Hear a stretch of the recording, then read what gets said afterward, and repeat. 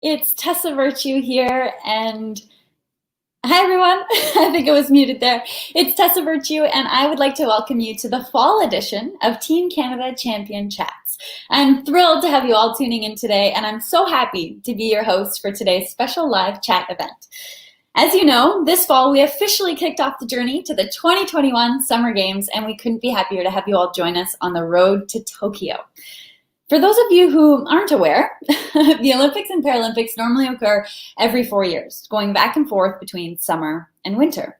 In 2020, the Games were, of course, postponed, which is why we're gearing up now for the Summer Olympics happening in 2021. Even though we're a little behind schedule, we're still super excited to cheer on our athletes for another whole year. This is fun. For the next 45 minutes, we're going to be talking about what it means to be a champion, hearing from our incredible panel of athletes about the importance of leadership, teamwork, and community. But we also want to hear, and this is very important, we want to hear how you, the viewers at home, are enjoying the chat. So don't forget to share with us on social media using the hashtag #BeAChampion. You can ask questions and messages in the comments both on Facebook and on YouTube as well. I'll introduce myself. I'm Tessa Virtue, a five-time Olympic ice dance champion and proud representative of Team Canada for over a decade.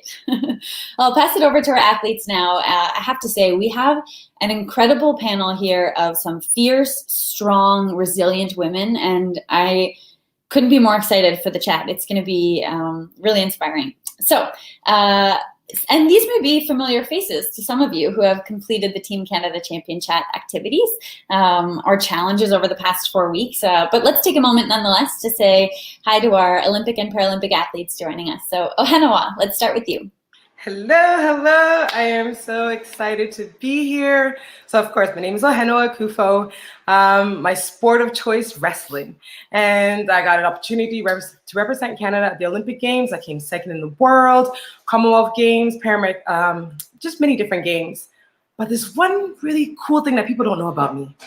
I'm left-handed, and I learned how to do my sport right-handed, so I can do most sports both-handed. I'm very excited to be here. That's impressive. Ambidextrous. I love that. Thanks. We're so happy to have you here, Ohenewa. Over to you, Amanda. Hi, everyone. My name is Amanda Rummery, and I am a para-athlete out of Edmonton, Alberta, and I compete in para-athletics. So my main event is the 400 meter. I made my international debut in August of 2019 at the Pan American Games in Lima, Peru, and I'm hoping to qualify for what will now be Tokyo 2021 this summer. Woohoo! We'll be cheering for you. Amanda, did you get to explore Peru at all when you were there? A little bit, not a lot. I would have loved to explore more. I love hiking, so definitely have to go back one day to do Machu Picchu. That's the hard thing as an athlete because you're so focused, right, on your job. How about you, Jessica? Hi, everyone. I am Jessica Tuomela, and I am out in beautiful British Columbia. I used to be a swimmer, actually. I went to 3 Paralympic Games. Sydney 2000, some of you, as I said in my introductory video, probably weren't even alive back then, but that's okay. And I went to Athens and Beijing as well. I have a silver medal. I took a really long break and then decided that I liked sport so much that I came back to it in 2017. And now I am in para-triathlon, which is basically 3 sports rolled into one: swim, bike, run. And a little fun fact about me, I love dogs. Everyone who follows my Instagram page probably sees more of them than me. And one of my dogs right now, I'm actually training her to be a scent detection dog. So hopefully one day she can be out there finding humans and saving lives. Oh my goodness, what an incredible family, the humans and the pets here. That's wonderful. We can't wait to hear more of your story, Jessica. Thanks for joining us. And last but not least, over to you, Carmelina. Well, hello, everybody. Just building on that. This is my name's Carm, and this is Mickey, my little chihuahua from home. I'm a retired soccer athlete, an Olympic bronze medalist from London. I'm currently in Mississauga, Ontario. And some fun facts. I'm learning how to cook. during COVID, being home a lot more. My dog can't do really cool things, so we just let him do things of that nature and bring us joy every day. But really excited to connect with everybody and hear more about your stories as well. So ask all the questions you'd like today. Love that. Thanks, Carmelina. And a big thank you to all of the athletes for joining us today. Your impact truly knows no bounds. It means a lot to have you here. So before we get into our chat and some hard-hitting questions, why don't we do a quick exercise to get everyone moving? That's what I'm feeling. Ohenewa, do you want to lead us here? You got it. So during COVID, you've been sitting a little bit, and this is some of the fun stuff I do when I just sit in and I got to get moving, because if you don't move it, you're going to lose it. So I'm going to give three exercises we're going to go through. First one is just moving your hands, because if you're typing all day, you got to move the hands. The next one is like side to side. So I'm going to just show you the exercises. I'm going to go through it side to side. And then the next one is just like marching. So just moving your feet, and if you're sitting crisscross applesauce or just sitting, you can just wiggle your toes, So we're gonna do those three exercises. So we're gonna start again. So wiggly hands, 1, 2, 3, 4, 5, 6, 7, 8, 9, 10. We got 10 of them. Now side to side. 1, 2, 3, 4, you gotta have fun smiling. 5, 6, 7, 8, 9, 10. March it out. 1 with the feet. 2 with your toes if you can. 4, 5, 6, 7, 8, 9, 10. One more time. 1, 2. This is for the champions. 3, 4, 5, 6, 7, 8, 9, 10. Side to side. 1, 2, 3, 4, 5, 6, 7, 8, 9, 10. March it out. 1. Last one. 2. You got this. 3, 4, 5, 6, 7, 8, 9, and 10. The most important thing we got to do now, hug yourself, and because you did a good job. Because we're all champions.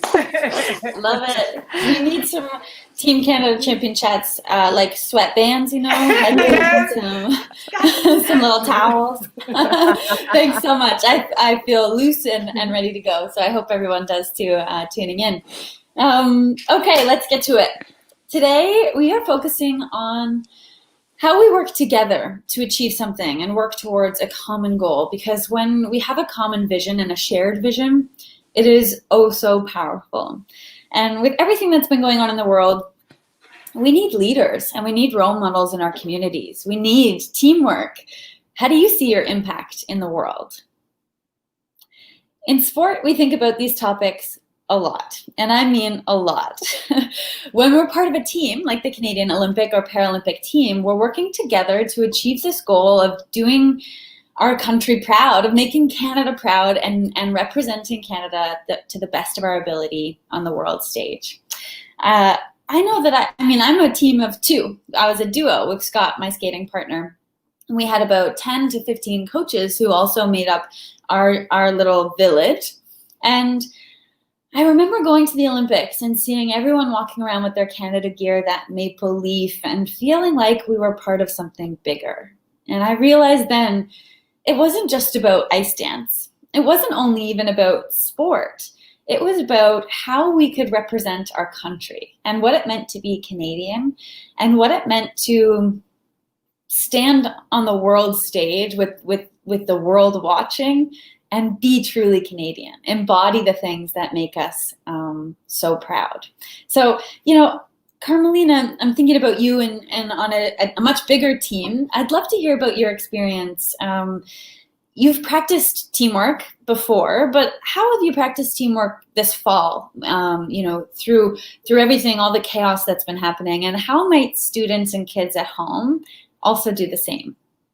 Yeah, it's a great question. I mean, if I were to boil 2021 down to one word, it would be adaptability and resilience, if I had to add another word. So, I work with a team. Usually we're in an office together, so that physical proximity is very easy to share ideas, to collaborate, to interact in meaningful ways. And of course, that's been taken away from all of us, right? There's something about the fact that we're not around people as much as we'd like. And I know some people are still at school, but sometimes you got to be more creative. So right now, Zoom or video conferencing, whatever one you choose, is our best friend. So I'm learning how to utilize technology in a way to bring people closer together. And an example for that is there's a feature on Zoom where you can do a breakout room where, you come on a Zoom call and there's a lot of people sometimes, depending on the context. And then you go off into a little small group. And we're always more comfortable in small groups. So, really using technology to your benefit, connecting with people more through this medium than you would have before, because that's our only option. If it's not safe to get together in a room and play and do all the things we used to like to do, share ideas, then a little bit of effort, a little bit of communication, and somebody, just taking the lead to get the group of friends together and to do the things you like to do. We just worked out together on the call. So obviously just being creative on how you interact and just, getting comfortable with the uncomfortable. Getting comfortable with the uncomfortable. Words to live by, really. And I like how that has sparked some ingenuity, some creativity, despite feeling maybe more restricted or confined. I think that's really, really good. And those shared experiences, even, if not in real life, then virtually can be really, really helpful too. So thanks for sharing that. Ohenewa, when we work as a team, we're often supporting the communities that we're a part of. And communities also help us individually. So there's this really beautiful cycle. Hence, I referenced this earlier, but it takes a village for an athlete to achieve their goals. What are some of the communities you belong to, and why is this sense of community so important during times of struggle? Some of the communities that I belong to, first one is family, your friends. Those are some of the tight communities that help you in just times of uncertainty. 2020 has just been a different year for us. But communities, we have a bigger community, this community that we're in right now. We're all here for one common goal, and is to be champions and find the way to be the best us. And Canadian community, because I think about it when, I was competing, when I was wrestling, I had my training partners, I had my coaches that you had mentioned, but I had Canada supporting me. And that was incredible to just know that people cared about your dream, your desires, what you train every single day.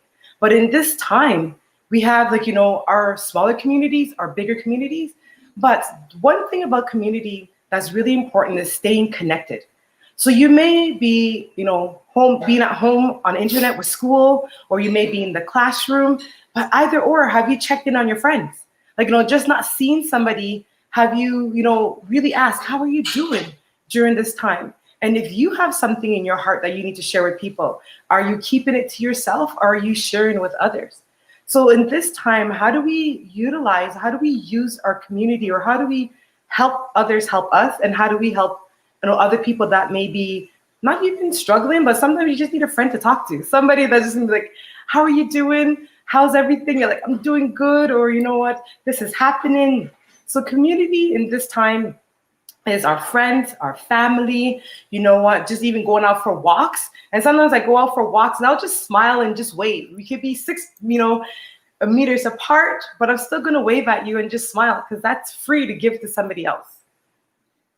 Oh, I love that. It's an especially important time to share that kind of kindness, and even that community of classroom champions or Yep. Team Canada. I mean, here we are right now. This network is supportive, and we're all there for one another. And I think, lonely as it may be, we can't forget that. You're never alone. There are always people there who care about you. Thank you for sharing that.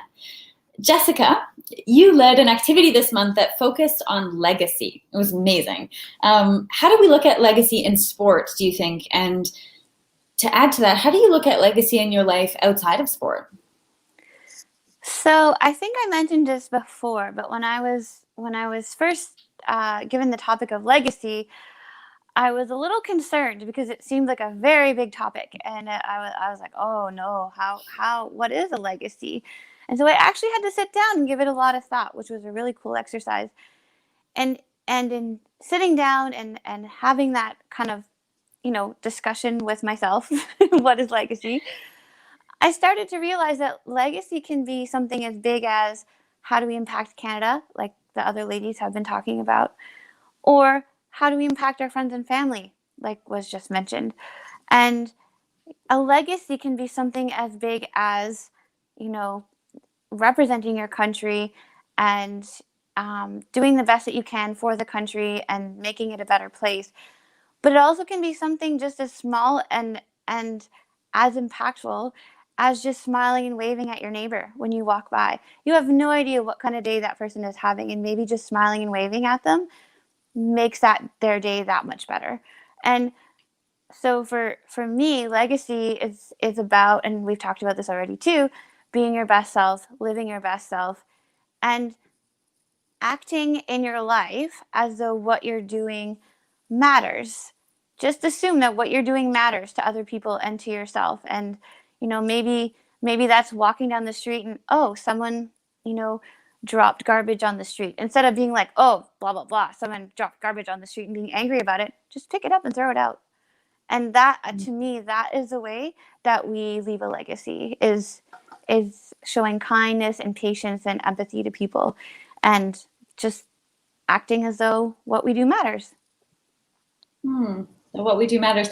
It's so layered and nuanced even that you can strive for these big, lofty goals, being the best of the world and something, or being your best self, but also the details of the day-to-day process that lead you to the achievement of that goal, or at least the pursuit of it, really add up in the culmination of what makes who we are and show our characters, right? So I think that's really, really poignant and something to consider. I'm going to shift gears for a moment. And Amanda, you had a really interesting challenge that talked about flag bearers at the Games and their leadership role for the team.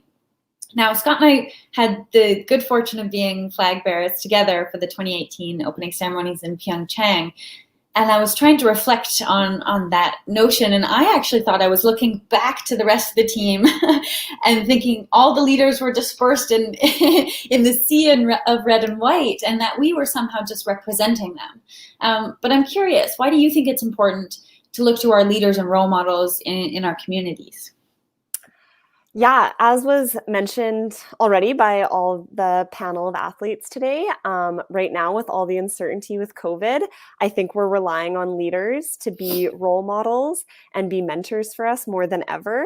So just as you and Scott carrying the flag, leading your team into the opening ceremonies, all of the athletes looked up to you. And it's also a two-way streak because, as you just said, you looked back at your fellow athletes, and it's an open relationship. But to everybody I'm talking to today in classrooms, I think that the teachers, how much they have had to adapt this school year with COVID and all the uncertainty, I think that they are remarkable leaders right now in our communities, and they've risen above. They've had so much uncertainty, and they are educating our youth, which is so important. And for me as an athlete, a very important leader is my coach, Megan. She has, being a para athlete and her being my coach, she's always having to adapt. So she's pretty good at it, which came in handy. She's always having to adapt my weight sessions and my workouts, being that I'm a one-armed runner. But even more so now with not being able to compete and having constraints on where I can train, especially in Edmonton with it being cold out a lot of the time, she has had to adapt in numerous ways, and she has done such an amazing job at it. And because of her strong leadership role, it's making me a stronger athlete in these tough times, which will strongly benefit me come this summer when Tokyo happens. Is it Megan, your coach's name? Yes. Yeah, I think that's so nice. We need that sort of bolstering of support sometimes, and a beacon of light to guide us, especially during times like this. When you were younger, who would you say your biggest role model was? Oh, that's tough. I've always looked up to my grandpa, my dad's dad. He was such a strong leader in my family. He was always putting importance on us doing family activities and bringing us together, even though we lived across the country. And also, he was just such a hard worker. And he had his own barriers growing up, but the way he rose above and became very successful, I always looked up to that. So I would say my grandpa was a really, really strong leader. And then also I went to the same elementary school from kindergarten to grade 9. So I had pretty much the same friends growing up all through elementary, and I'm still close with a lot of them to this day. But having such a close cohort of friends all through elementary, I looked up to all of them as well. And yeah, some of my friends were great leaders as well. Your grandfather sounds like he was a pretty impressive man. We have a question from Mrs. Ellis's grade 4 class at Ladysmith Intermediate in Nanaimo, BC. Hi guys, great to see you. Love that classroom. Okay, so here's the question, and this is going to Jessica and Carmelina. Was it difficult to become a high-performing athlete? When did you start training, and how many hours did you put in when you started? So Jessica, let's start with you. There's a lot of hours, guys. A lot of hours. Thanks for the question. That's a good question. So when I first became an elite athlete, I was a swimmer. Which meant that I only had one sport to train for. And I thought that was a lot. And then when I came back into sport and became a triathlete, I have now 3 sports to train for, plus go to the gym. So some days I am actually exercising for 6 to 7 hours a day. And somewhere in there, I have to make sure I eat and, maybe sleep. That's helpful. So it takes a long, long time. And even though I took a break between swimming and triathlon, I would say that the training that I did in swimming, so a long, long time ago, actually comes in handy now. So really, I've probably been training to be an athlete for 20 years. Wow. Goodness. That's amazing.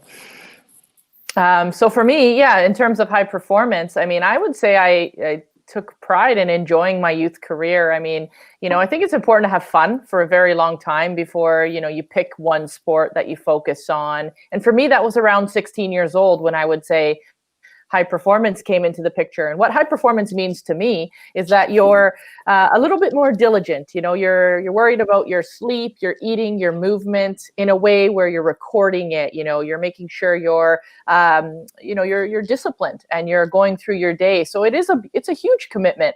I would say it started around 16 and it led all the way till I was 32 years old. So about 16 years of a high performance mindset, some as an athlete. I actually took a pause as well, just like Jessica. I took a pause for about 5 years in my 20s, and then I returned back to soccer. But I'm always a high performing person, which means I'm diligent, I'm disciplined. I try to do my best every single day and, honor that. So, for me, I would really advise though, high performing is a way of life, and have some fun before you decide where you're going to dive in, and stay disciplined and set your goals high and dreams, keep dreaming, because that really makes it easier to make all those little sacrifices. And just a little last story. The second I retired, my family said, "Oh, so now we can have some fun with you," because I would always say pretty much no to everything they asked me to do, eat my mom's pasta and all the things that my Italian family wanted me to do. So that shifted for me after I retired. That's so nice. And you mentioned the word sacrifice, and there are so many sacrifices that high performing athletes make, but they become choices. When you're passionate about something and you're fearlessly pursuing a goal, it's a choice rather than a sacrifice. And I think reframing that is really important. Speaking of high performing people, Kate Laframboise left a comment that says, Joanie Rochette was the first athlete I looked up to. I look up to Joanie still. She's an incredible human, just finished med school. So that's inspiring for all of us. Thanks for sharing that. We have another question here. This one is from Mrs. Osterreed's grade, I hope I said that right, grade 3 class at George Vanier Catholic Fine Arts School in Saskatoon, Saskatchewan. So there's the class on the playground. Love that.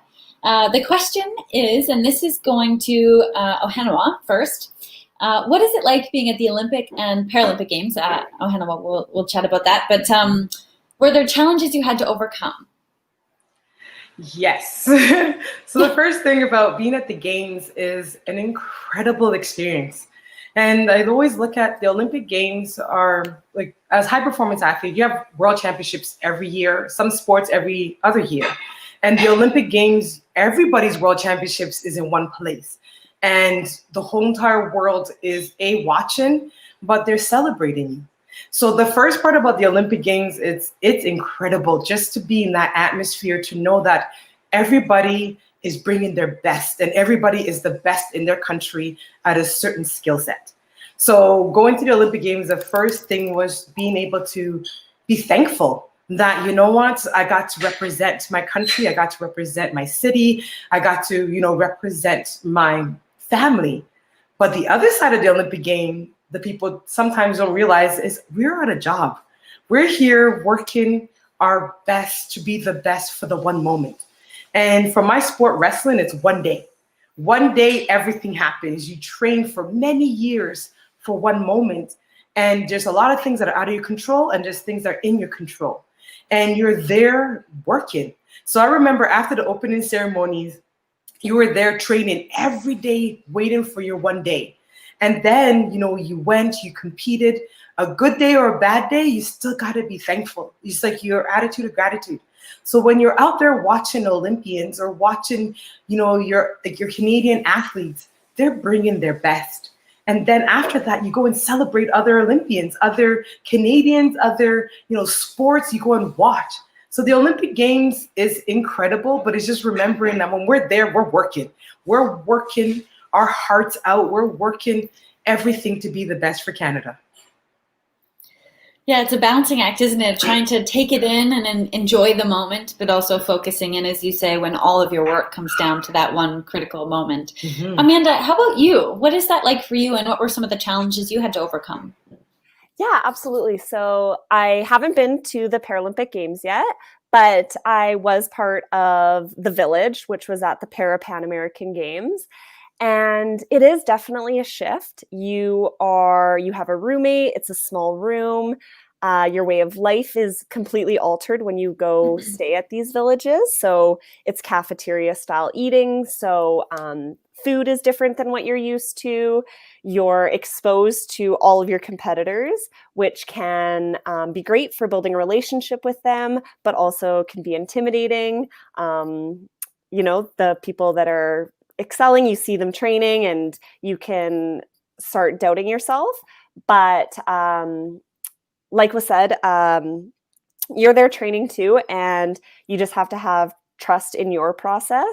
And it was an amazing experience for my first international debut to experience the Village. And it definitely did help prepare me for when I make the Paralympic Games, because it's a shift. Sleeping can be harder, and things that are so important to how we perform, like eating, sleeping, recovery, training, it's all just in a different atmosphere. So it's a lot to process, but thankfully we go there quite a bit ahead of time before our day to compete. So we do have time to adjust to the new setting. So much stimulation, right? I remember one of our mentors, Marnie McBean, Olympic rower, warned us against eating your way out of a medal because the cafeteria is there 24/7. There's even a McDonald's there. So that was really good advice. Carm, I'm going to come. Can I call you Carm? Are we at that place? I'm going to come to you. There's a question coming through from the LMS, and it is, what's your favorite part about watching the Olympics or Paralympic Games? Ooh. As a fan? Yes, no, it's a fantastic question. I think the Games just represent what it means to be Canadian and to see people living in their true potential, giving their heart and soul to inspire the country. I mean, there is nothing that gets me more out of bed than that. And seeing that every 2 years with winter and summer games is a gift, because I think, once you can realize what's gone into those performances, that everyone there is just wanting to make the country proud, be their best. I mean, I wish that was the mentality in every arena in life. And, sport really does that. It shows us what humans are, what their potential are. And the inspiration that I draw from seeing people live their truth is amazing. So I literally can't wait till Tokyo 2021, and I'll be cheering everyone on because I really respect the journey. Yeah, there's nothing more unifying than an Olympic or Paralympic Games, right? We're all rallying together and so invested in the performances of our athletes. I love that.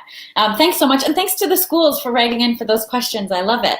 Amanda, I'm wondering if we can go back to you and we can have a quick energy break. Yes, of course. So for our second energy break, I have decided to lead Simon Says. I'm sure most of you guys have played it back at home, but how it works is I'm going to say a cue, and I'm going to start by saying Simon Says. So Simon Says, touch your hair, and then you're going to follow and do it. But if I don't say Simon Says first, then you don't do it.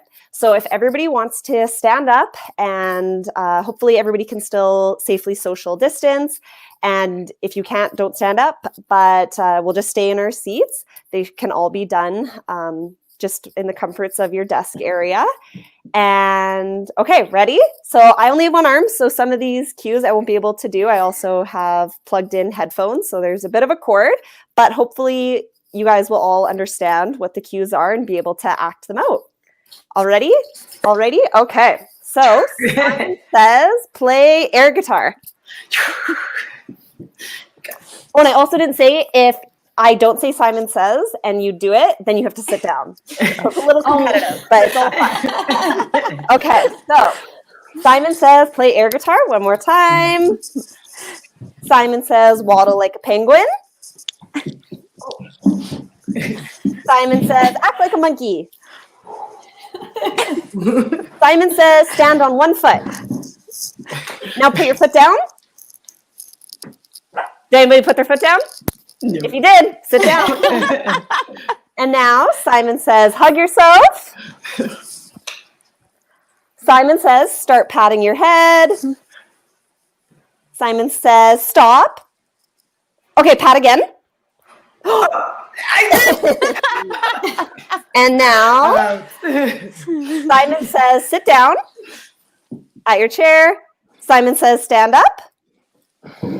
Now sit back down. No! Almost.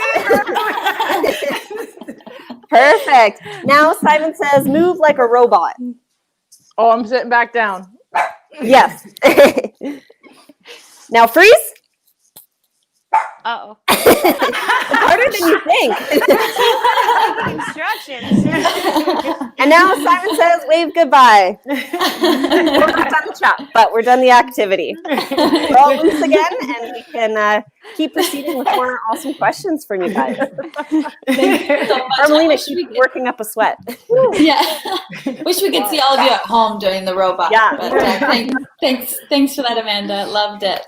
All right. Well, since legacy was an important theme in our program this fall, we wanted to have a couple of our athletes show off items for a time capsule. So, Carmelina, let's start with yours. And I'm wondering actually if any of the kids at home have done their own time capsule. Yes, I would be wondering too. Put it in the chat box if you have. Yeah, let us know. Let us know what you got. So, this one is a mask. So clearly that's speaks to the time in which we are. This is a unique period of time. I mean, if you would have said a year ago that this is the reality of what we would have been doing. So safety first, that's first things first. And then this was actually made by my father.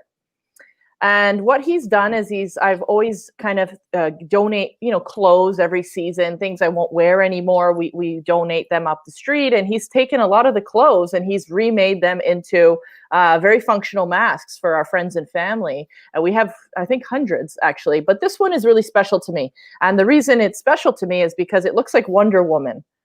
It was made out of a soccer drawstring bag, believe it or not, you know, the ones where you put your cleats. And I wear this one with a bit of pride, not only because it's my dad's, he's a tailor and he's leaving a legacy with his own work for a family, but also I feel like Wonder Woman because of the colors. So this one means a lot to me. I wear this when I need a little bit of inspiration. It's my little superpower.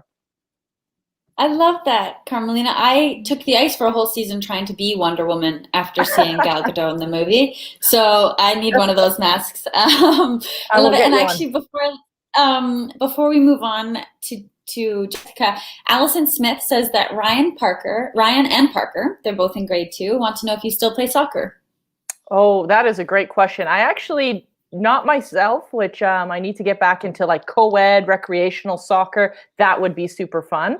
But I actually train my friends now. So I'll train them, social distancing, of course. But I make sure that I can train some of the national team players still that are in the area. And I keep active that way. That's amazing. Are you taking on any former ice dancing clients that you could maybe coach? Tessa, for you, I would. Okay. Pack your patience. No problem.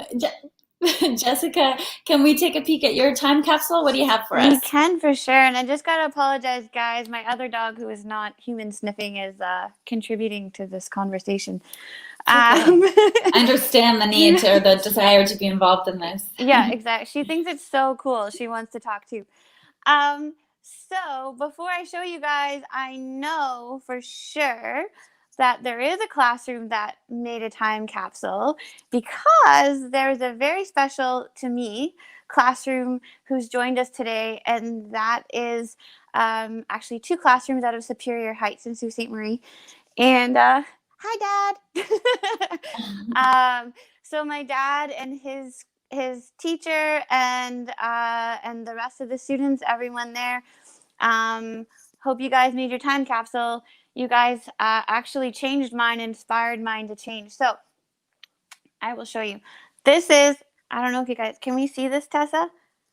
Yes. Okay. So Yep. this, I had to add something of sport in this, of course, because right now I eat, sleep, breathe triathlon. This trophy is really special to me because I won the Testament last year in Tokyo with my guide. You want to talk about teamwork. And it was really, really special because the swim got changed to a run. So we ran more than we were supposed to. And running is the hardest for me. It is the area in triathlon where I need the most improvement. And I've been working really hard. And so when we woke up in the morning and they told us it was a duathlon, I thought, uh-oh. And I didn't even think I would get anywhere near the podium because that's how hard running is for me. But we worked really well together. And so for this trophy for me is just demonstrates perseverance and teamwork and trust and patience and a lot of really cool things. Now what I did, and even if you guys could read this, you probably wouldn't be able to because my handwriting is like not good. But this little piece of paper, I've written down a whole bunch of things like patience, kindness, empathy, love, smiling, and I'm putting it back inside. And so this is what I'm going to put in my time capsule. And when I open it, then I can look back at all of those things that I wrote down and hope that that's the person that I've been since I put that time capsule away. I love that. Thank you so much for sharing. Thanks. Really appreciate it. I'm just looking at a couple of comments, some really good questions coming through here. Ohenewa, I'm going to go to you for this one. And it is from Sarah D. in Vancouver, BC. And it's, what is the most important thing you learned in 2020? And what advice do you have for kids? So the most important thing I learned in 2020 was not to take things for granted. So in, I guess, COVID season, the year started off one way and has come uncertainty. In our sport world, there's always uncertainty. I remember when I went to the Olympics, I had to have knee surgery right before the Olympics. I didn't know if I was going to go or not. It was uncertainty. And in uncertain times, you have to always just trust in leadership as well as what is the purpose of this season. So for me, 2020 taught me that the things we took for granted to be grateful for, to be thankful for, the little subtle things of hugging a person or seeing, family that may be far that you don't get to see often. So that's one definite thing that 2020 taught me that I will be, treasure it. I don't know, what was the second part of the question? I'm like, what advice would you have for kids? Yes, what advice I'll have for kids? You know what? Stay connected. Still have some fun. In everything, you can find a way to find something fun to do. Going for walks, be active, use your mind, have creativity. Because when you're always creative and you're having fun, anything you can get through. And sometimes when we sit there, we're like, oh my goodness, this is not fair. Everybody's in the same boat as you. But if you find the joy, the creativity in it, guess what? When we're done when we're out of this season, you can look back and say, you know what? I found some joy. I found some fun in it. So true. That's great advice. Got a great question from Carrie McKeckern. I'm not sure if I'm saying that right, but grade 7-8 class at Echo Central Public School in Glencoe, Ontario. And Amanda, I'm going to come to you with this one. She said, did you ever doubt yourself? And if so, what helped with this? Yeah, I've definitely doubted myself. A major competition where this happened to me was at the World Championships in Dubai in 2019 in November. I was running the 400 meter, which is my main event, and I did not run a very good time. I didn't qualify for the final, which was my goal. I wasn't, well, of course, I was hoping to medal, but I just wanted to make the final. That was my main goal for the season. And I went out way too fast. I wasn't used to the heat, and I was completely gassed in the last 150 meters of the race. And I remember crossing the finish line and seeing my time, and I broke down. I was crying so hard. I was so disappointed. I was embarrassed. All of my teammates were in the stands cheering me on. My family and friends back home. I felt like I had let people down. And once again, I got on the phone with my coach, who was such a great leader and role model for me. And she just reminded me of how far I had come in a year. I had paralyzed my arm in an ATV accident in July of 2015. And then I had amputated in August of 2018. So it was only a year after that I had qualified for the World Championships. So to make that milestone and to even qualify in the first place, my coach reminded me how amazing that was, and to just be proud of myself for even getting to that place. So I think that I did doubt myself for a little bit, but I was quickly reminded of how proud I should be of myself, and knowing that being an athlete, you're going to have your ups and downs with your competitions and your training, but just having trust in that process and knowing that we're continually getting stronger and better and faster, and to just keep on pushing through, and you're going to come out better. Everyone doubts themselves, right? In every facet, every part of life, there's always doubt, and I think preparation can be a great reinforcement or a tool where we can celebrate the wins, because when we're focused on a goal, it's easy to get consumed and obsessive about it. But we have to remember the progress, as you said, that your coach sort of reminded you, how far you've come. That's a great tool. Carmelina, I'm going to go to you. Nicholas Oliveira has asked, do you get nervous before a game? And if so, how do you get rid of the nerves?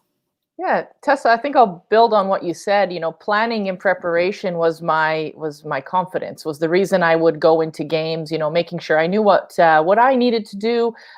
First of all, to be a good teammate, but to know the game plan, to know the opposition. My strength and courage and confidence actually came from my preparation and knowledge.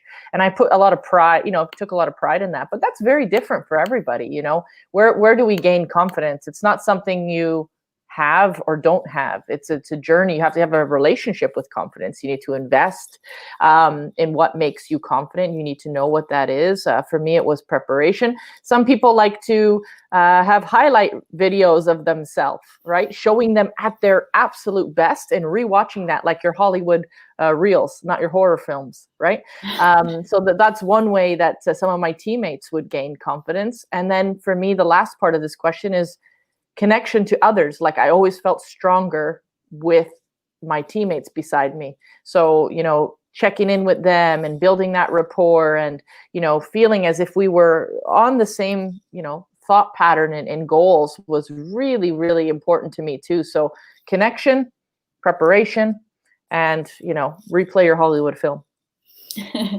I like too that you say that you have to invest in your confidence. Sometimes we forget to sort of feed that part of ourselves, and you're right. We can rely on one another, rely on the team. There's such strength in that. Thank you for sharing.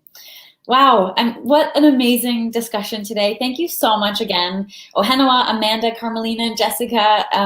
So inspiring. I know there are so many nuggets of information, so many takeaways that I think we'll all leave this conversation really thinking about, and it will be percolating, and we'll all be inspired to make a difference in our own lives, but also, that of the communities. A big thanks to all of our champions who tuned in to watch today. Yes. We see you, we hear you, and we are grateful for you. Ooh. We hope everyone who joined in this experience learned some really valuable lessons about leadership, teamwork, and how our actions can impact our communities. After all, that's how we leave our mark. Now, we all know that we're less than a year out of the 2021 Tokyo Games. Crazy, it's coming up so quickly now. I hope that you're as excited as we are. I know you are. We have more TCC